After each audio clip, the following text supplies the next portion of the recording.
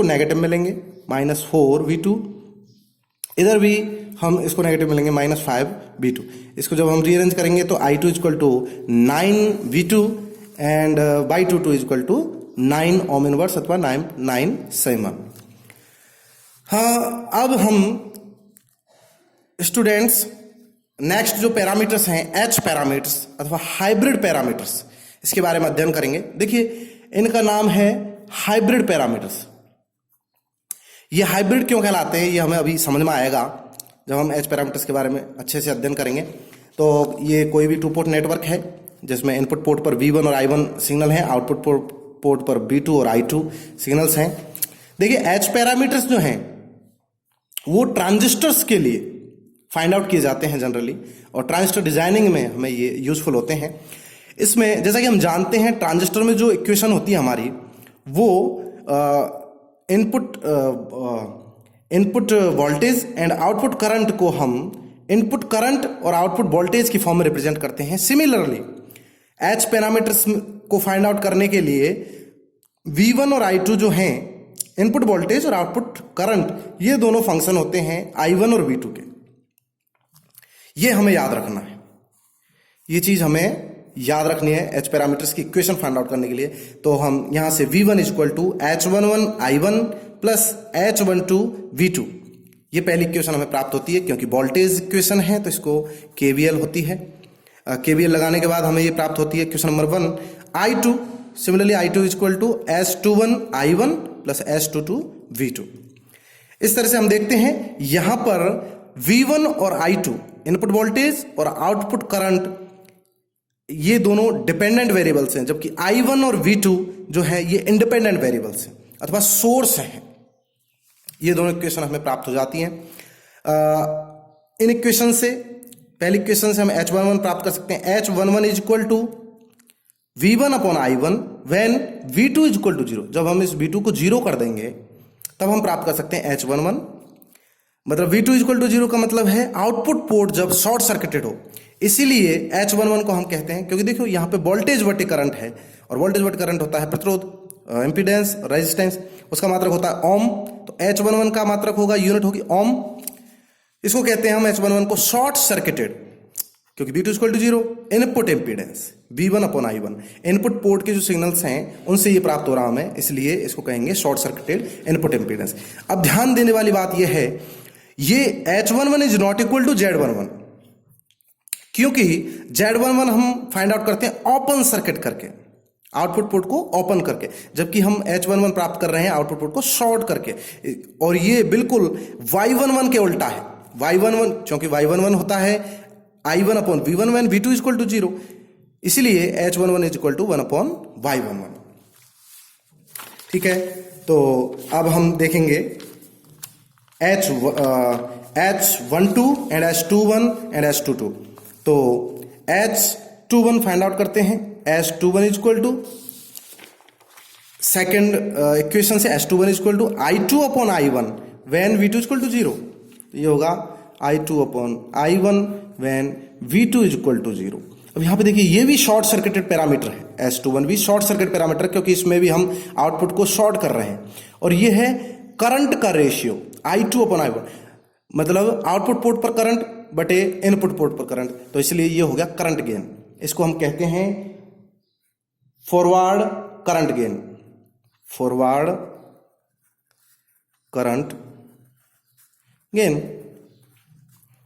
ये हो गया फॉरवर्ड करंट गेन। अब क्योंकि ये I2 और I1 का रेशियो है तो इसका जो यूनिट है दोनों कैंसिल हो जाएंगे आपस में। तो इसकी ये जो H21 जो पैरामीटर है ये शॉर्ट सर्किट पैरामीटर और ये है यूनिटलेस, तो इसकी कोई यूनिट नहीं होगी, नो यूनिट।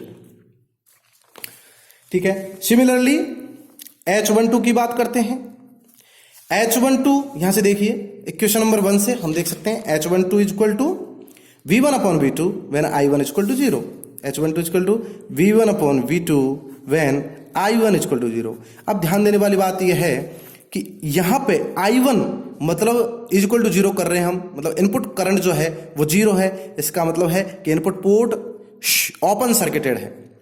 और ये H12 is equal to V1 upon V2 जो वोल्टेज का रेशो है उल्टा है, इनपुट वोल्टेज बटे आउटपुट वोल्टेज, तो इसको हम कहेंगे रिवर्स वोल्टेज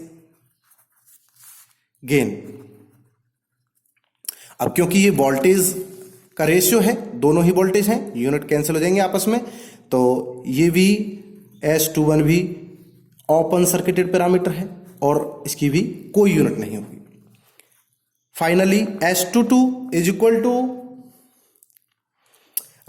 सेकेंड इक्वेशन से S22 is equal to I2 upon V2, I2 upon V2 when I1 is equal to 0। ये भी इनपुट को ओपन करने के बाद हमें प्राप्त होता है और यह है I2 अपॉन V2, करंट बटे वोल्टेज, जिसका मात्रक होगा मोह अथवा ओम इनवर्स, जैसा कि हम एडमिटेंस पैरामीटर के लिए देख रहे थे। तो S22 equal to I2 upon V2, और ध्यान देने वाली बात यह है कि S22 is not equal to Y22। Admittance नहीं है ये, क्योंकि एडमिटेंस हम शॉर्ट सर्किट करने के बाद प्राप्त करते हैं, लेकिन यहां पे हम इनपुट करंट को ओपन मतलब जीरो कर रहे हैं, इसका मतलब इनपुट पोर्ट को ओपन कर रहे हैं, तो इसलिए S22 जो होगा वो होगा 1 अपॉन Z22। यह है आउटपुट ड्राइविंग पॉइंट इंपीडेंस का उल्टा, ओपन सर्किट करने के बाद प्राप्त हुआ है। और S22 जो है इसको हम कहेंगे output admittance, open circuit output admittance. ठीक है, तो ये सारे पैरामीटर हुए। अब हम हमारी जो दोनों इक्वेशन हैं इनकी सहायता से हम इसके लिए एच पैरामीटर्स के माध्यम से इक्विवेलेंट सर्किट बना सकते हैं किसी भी नेटवर्क का। तो वो बनेगा, क्योंकि इक्वेशन 1 है केवीएल इक्वेशन, तो इसको सिंपली हम V1 equal to H11 I1 plus H12 V2, H11 यहाँ पे इनपुट इम्पीडेंस है, H12 जो है वो रिवर्स वोल्टेज गेन है, तो इसको हम लिखेंगे इस तरह से। हम ये रहा तुम्हारा V1 इनपुट पोर्ट के लिए जिसके माध्यम से करंट फ्लो हो रही है I1, तो हम जानते हैं कि V1 is equal to H11 I1, तो यहाँ पे हमारे इम्पीडेंस होगा H11। उसके बाद ये जो दूसरी क्वांटिटी है वो है H12 V2, जो कि वोल्टेज इसकी यूनिट होगी वोल्टेज, क्योंकि H11, H12, H21, H22 जो हैं इनकी डिफरेंट यूनिट्स हैं, और ये इसके कारण V2 H12 V2 V1 equal to H11 I1 एक वोल्टेज हो गया, H12 V2 दूसरा वोल्टेज हो गया। ये दोनों वोल्टेज का एडिशन है। केवीएल में हम जानते हैं कि जो टोटल किसी भी क्लोज लूप में टोटल वोल्टेज सारे अवयवों पर वो एल्जेब्रिक सम उनका 0 होता है, इसीलिए ये हमें प्राप्त, यहाँ पे हम H12 V2 को एक डिपेंडेंट सोर्स मान सकते हैं, वोल्टेज डिपेंडेंट वोल्टेज सोर्स, जो कि S22 V2 output voltage V2 पर डिपेंड कर रहा है। सिमिलरली आउटपुट पोर्ट के लिए, ये आउटपुट पोर्ट के लिए हम देख सकते हैं, इसको हमने ग्राउंड कर दिया।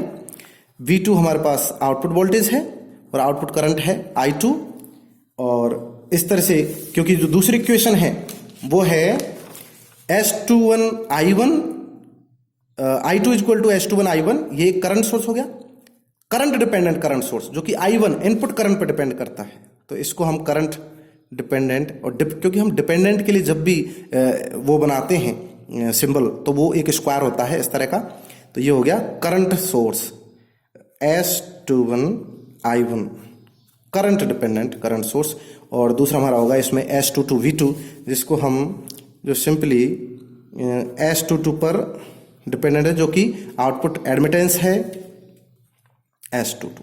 ठीक है, तो इस तरह से हम एच पैरामीटर्स के माध्यम से कि कोई भी सर्किट का इक्विवेलेंट सर्किट प्राप्त कर सकते हैं। ट्रांजिस्टर के लिए हम ऐसा करके देखेंगे। Thank you.